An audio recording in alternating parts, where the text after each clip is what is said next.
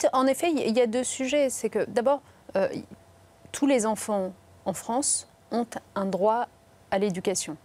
Partons déjà de ce principe-là. Donc les écoles en contrat, on peut le dire au passage, c'est à peu près 1 millier d'établissements, voilà. Et la scolarisation à domicile, à peu près 25 000 Absolument.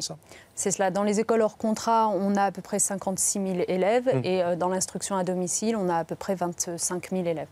Donc déjà, existe dans notre pays, et c'est heureux, un droit à l'éducation pour tous les enfants. Existe aussi une liberté de l'enseignement qui fait que les parents peuvent choisir de mettre leur enfant soit dans le service public de l'éducation nationale ou des écoles privées sous contrat, soit dans des écoles privées hors contrat ou en instruction à domicile. Ça, c'est la liberté de l'enseignement.